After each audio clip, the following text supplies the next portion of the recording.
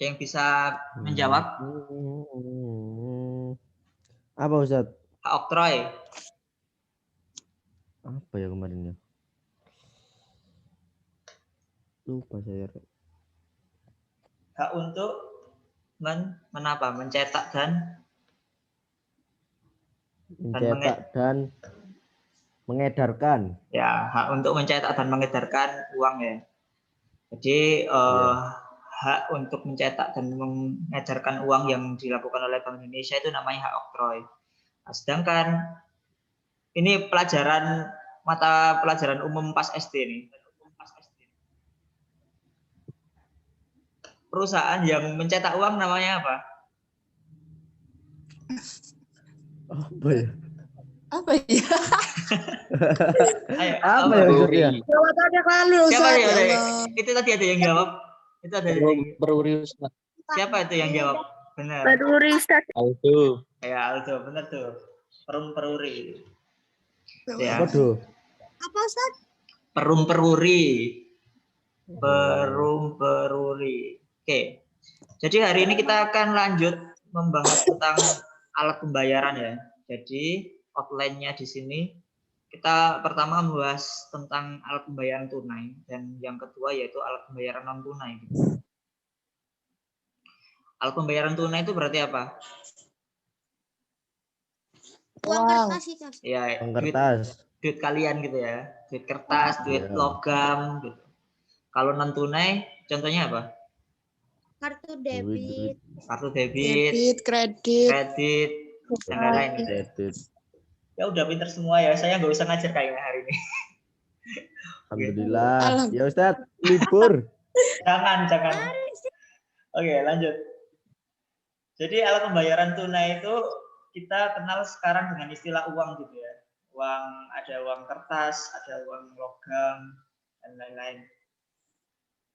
Nah, sejarahnya di sini ada pertama dimulai dari periode barter gitu. Ada yang masih ingat barter itu apa? Barter adalah tukar menukar barang dengan barang lain atau kayak tadi Ivan punya pelihara burung, terus si Nasma mungkin pelihara kucing gitu. Terus akhirnya ditukar gitu, pengen punya burung, si Nasma pengen beli Ivan pengen beli kucingnya Nasma, terus ditukar dengan beberapa burung dari Ivan gitu. Nah, dari periode barter ini ada kelemahannya teman-teman. Kelemahannya apa? Pertama, di periode barter ini kenapa? Nggak setara ya? Iya, barangnya tidak setara. Nilai barang tidak setara.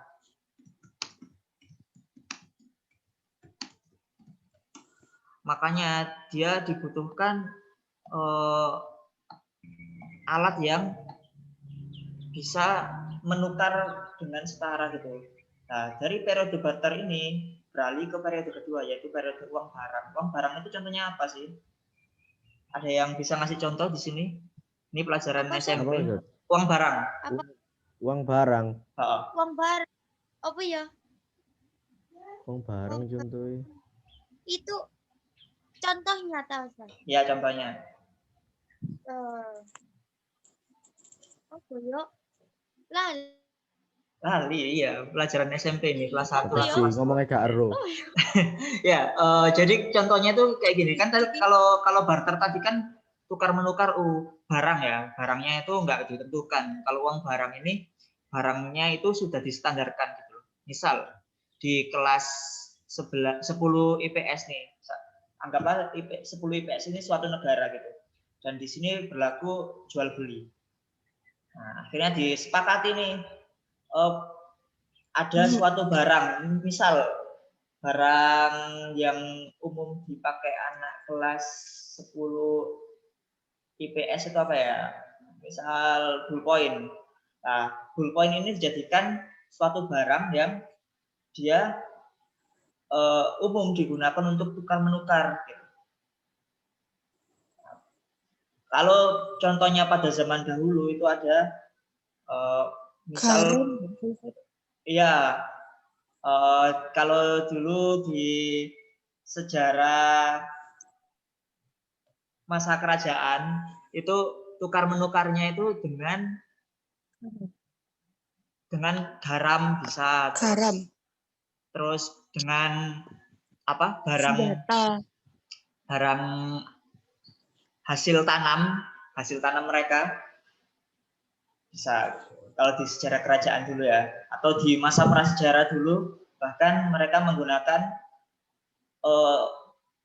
alat-alat kerang gitu, kayak kulit kerang, cangkang kerang dan lain-lain.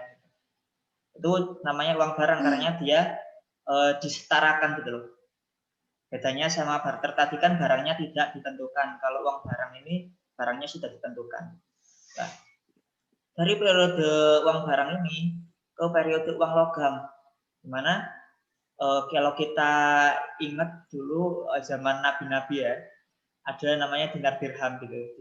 Dinar itu yang apa?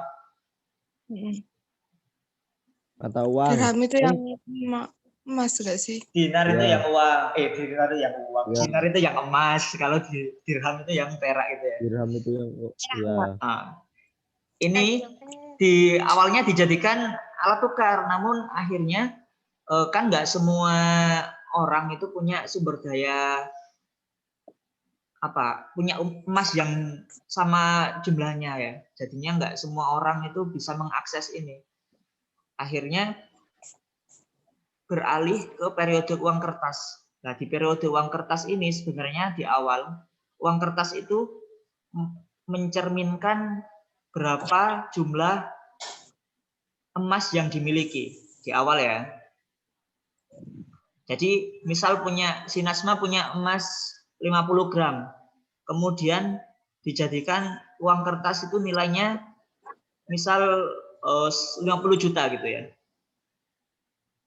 Jadi uang kertas Najma ini 50 juta ini mencerminkan harta Najma berbentuk emas tadi 50 gram gitu. Anggaplah 1 gramnya 1 juta gitu ya.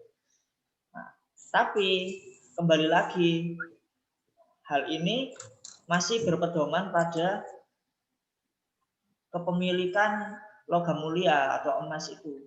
Jadi nggak semua orang bisa mempunyai, sehingga yang kita gunakan sekarang dan masyarakat dunia pada umumnya di negara-negara manapun itu, kita sekarang di periode uang kertas, yaitu uang kartal, termasuk uang kertas dan uang logam, dan juga uang viral. Uang viral ini uang yang dikeluarkan oleh bank umum. Jadi uang kartal ini jenisnya ada 2, uang logam dan uang kertas.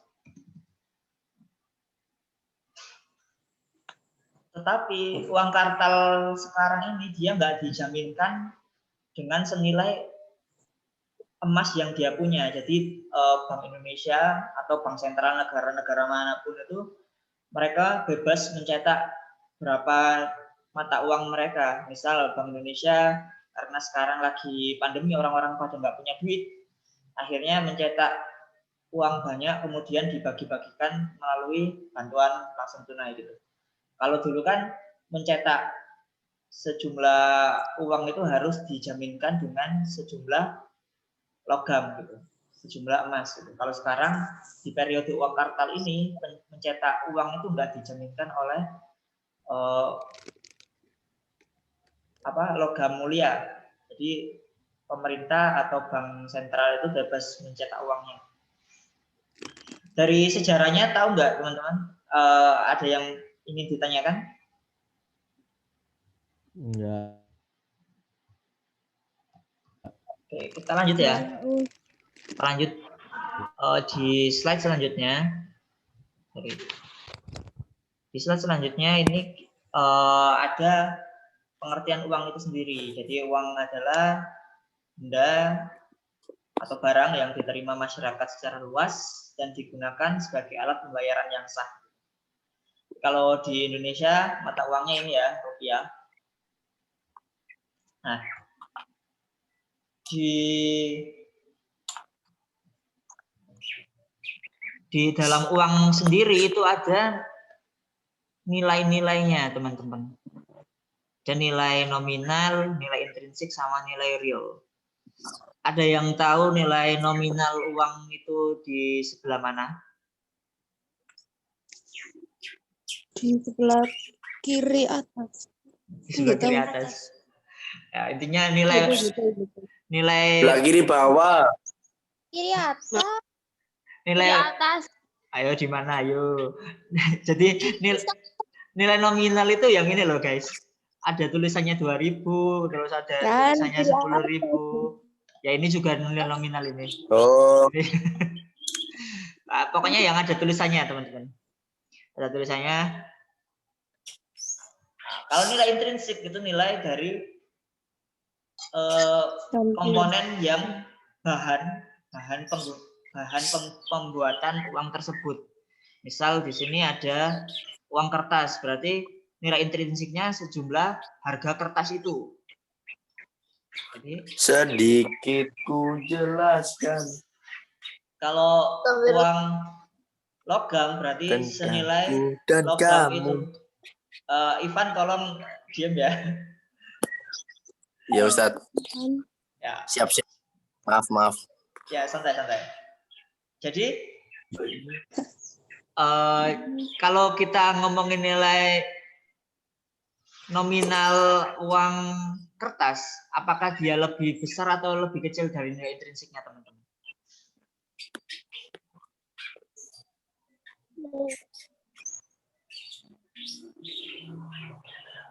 Ada yang bisa menjawab? Apa Ustadz? Kalau ngomongin uang kertas itu nilai Iya. nominalnya lebih gede atau lebih kecil daripada nilai intrinsiknya? Lebih kecil. Lebih gede. Lebih gede ya? Lebih gede ya? Gede. Loh, Kenapa? lebih gede ya? Ya. Jadi Salah terus aku rek, ya Allah. harga kertas sama misal nih harga ini uang 100 ribuan ya, 100 ribu. Harga kertasnya apakah lebih dari 100 ribu, teman-teman? Enggak. Enggak ya? Enggak masuk akal ya berarti. Ya, berarti kalau ngomongin uang kertas, nilai nominal uang kertas itu lebih gede daripada nilai intrinsiknya. Nah, beda lagi kalau kita ngomongin sebaliknya, yaitu uang logam. Kalau uang logam itu ini 1.000 rupiah guys. Ini 1.000 rupiah. Nilai nominalnya lebih gede apa lebih kecil daripada nilai intrinsiknya? Kecil.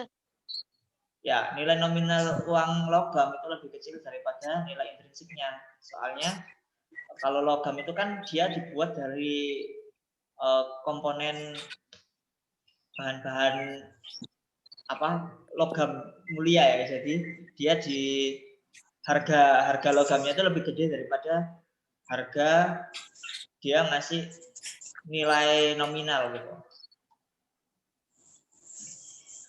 Nah, kalau ada lagi nilai real itu apa sih? Jadi nilai nyata gitu. Misal ini ada uang 1000-an berapa? 1, 2, 3, 4, 5. Uang 1000-an 5.000. Nilai realnya bisa kita belikan 5 gorengan gitu. Jadi harga satu gorengan itu 1.000. Jadi kita bisa menggunakan uang senilai 5.000 senilai dengan 5 buah gorengan. Ini namanya nilai real. Jadi perbandingan nyatanya uang gitu ya. Nah, kalau ngomongin nilai real mata uang, ini bisa naik apa tetap, teman-teman? Bisa naik, bisa turun apa tetap? Bisa naik. Bisa naik, bisa turun. Ya, bisa naik, bisa turun ya. Soalnya turun. Tiap hari, tiap bulan, tiap tahun itu kan harga barang-barang itu naik karena adanya inflasi, sehingga nilai uang 5.000 hari ini itu lebih kecil daripada, nilai uang 5.000 hari ini lebih besar dibanding 5.000 di tahun depan. Paham nggak? Jadi misal di tahun 2000, ya paham ya. Jadi misal 5.000 di tahun 2021 kita bisa beli 5 gorengan, kemudian 5.000 di tahun 2022 kita cuma bisa beli 3 gorengan. Nah, contohnya kayak gitu ya. Ini kita ngomongin nilai dari mata uang. Kita lanjut ya. Kita lanjut ke slide selanjutnya.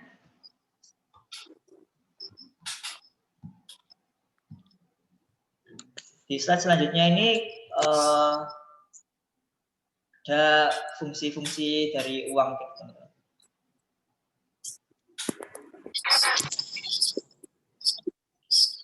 Jadi fungsi uang ini dibagi menjadi dua, yaitu fungsi asli sama fungsi turunan.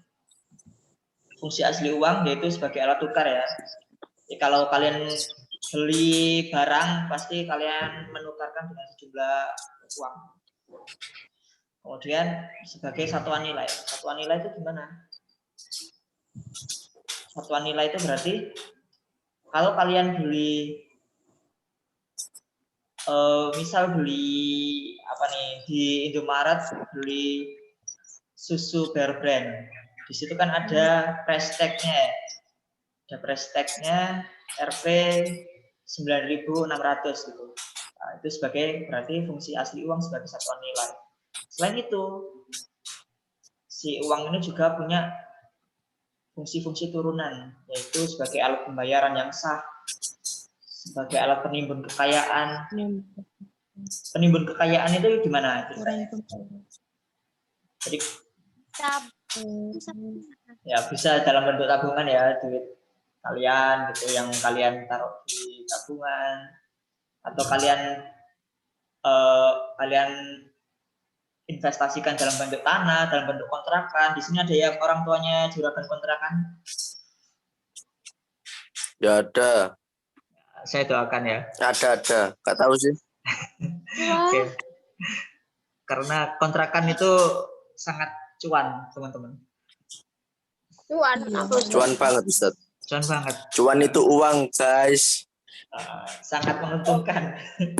Kemudian alat pemindah kekayaan. Jadi kekayaan kalian berapa bisa diuangkan dalam bentuk mata uang gitu. Kemudian alat pembayaran utang gitu. Pembayaran utang jelas ya. Kemudian alat penunjuk harga. Oke teman-teman, ini dari fungsi uang ada yang ditanyakan? Enggak. Enggak ada, Ustaz.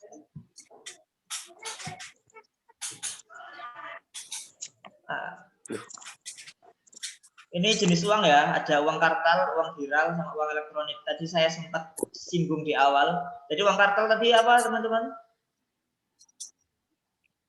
Uang logam atau uang kertas yang berfungsi sebagai alat pembayaran yang sah.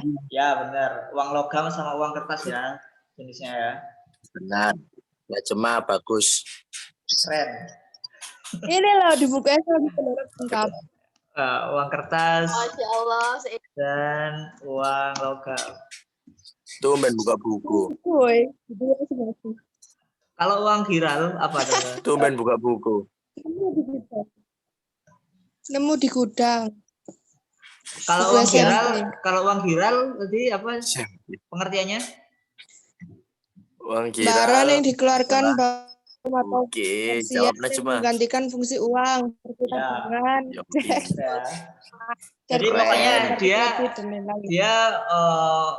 ayat pembayaran yang sah juga, tapi yang mengeluarkan bukan Bank Indonesia. Kalau ini tadi kan yang mengeluarkan Bank Indonesia ya, uang kartal. Kalau uang viral dia dikeluarkan oleh bank atau lembaga keuangan non bank gitu. Contohnya apa?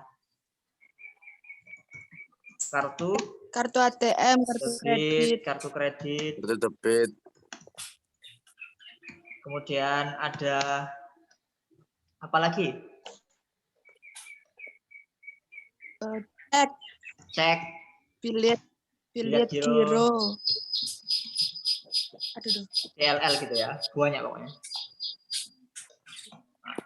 Dan sekarang yang lagi berkembang di zaman kita, di era kita sekarang ini, ada namanya uang elektronik. Contohnya apa? CA Mobile. Karena GoPay, ShopeePay. Sorry. Sebelum ke sana, uang elektronik ini ada dua, e-money sama e-wallet ya. Kalau e-money uang elektronik, e-money ini dia kayak bentuknya itu kartu. Kalau kalian pernah naik tol itu kan nempel itu ya, di-tap itu ya. Iya. Nah, itu namanya e-money.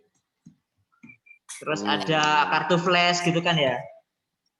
Iya. Nah, banyak ya. Iya. Ada Paham. satunya lagi itu e-wallet. E-wallet itu yang kalian sebutkan tadi. Wallet. Wallet itu dompet.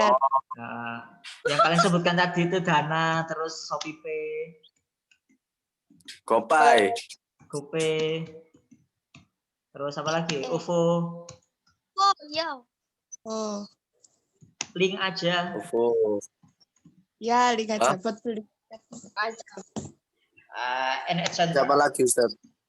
Banyak. Suka aku uang iki. Apa cut kon Mimi? Oke. Ini ya, jadi jenis-jenis uang ada uang kartal, uang giro, sama uang elektronik. Nah. Selanjutnya di slide selanjutnya ini, sorry ada yang ngechat ya, siapa ya? Ivan. Udah gak di private Ivan iki. Iya. Iya. Apa untuk umum? Kita sekitar 4 menitan lagi bakal langsung keluar ya, nanti join lagi ya. Oke. Apa? Jadi selanjutnya di sini itu syarat-syarat suatu benda itu bisa dijadikan menjadi alat pembayaran atau uang gitu. Yang pertama diterima umum ya. Jadi diterima umum ini maksudnya gimana?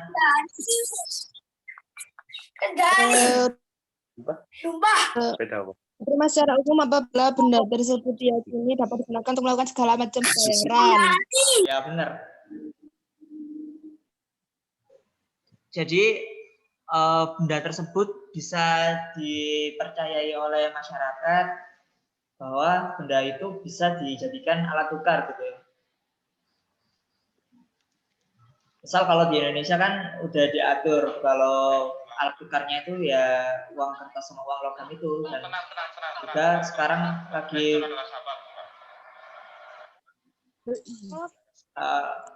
udah ada berkembang kayak e-money dan lain-lain. Tolong di mute ya. Iya.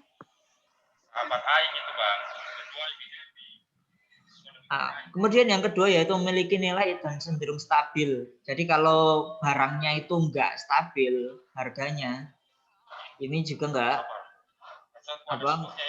cocok untuk dijadikan uang karena dia bakal mempengaruhi harga-harga barang di pasaran sehingga inflasinya juga akan terpengaruh gitu. Sorry. Ustaz matiin ah. Iya sebentar. Oke. Siapa sih? Siapa itu Ustaz? Nggak tahu. Rame. Oke.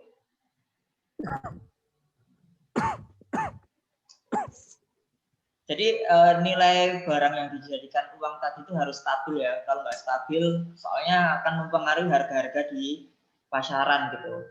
Kalau harganya, kalau nilai uang itu nggak stabil, maka ketika harga-harga di pasaran itu mengalami kenaikan yang drastis, itu kan akan menyebabkan masyarakat nggak bisa memenuhi kebutuhannya, dan itu nggak bagus gitu buat perekonomian dan buat kesejahteraan masyarakat itu sendiri. Sehingga syarat uang yang pertama yang kedua yaitu harus stabil nilai barangnya.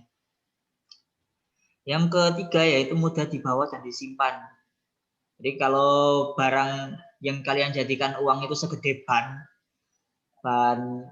mobil gitu kan nggak affordable buat dibawa, itu kan menyusahkan gitu ya. Makanya harus dicari benda yang gampang dibawa, gampang disimpan, dan nggak mudah rusak gitu ya, tahan lama di sini.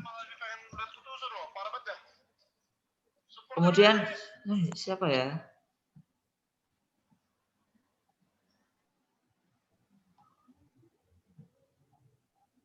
Yang keempat yaitu kualitasnya sama. Jadi nggak boleh berbeda-beda ya. Karena kan tadi pengertian uang itu kan suatu benda yang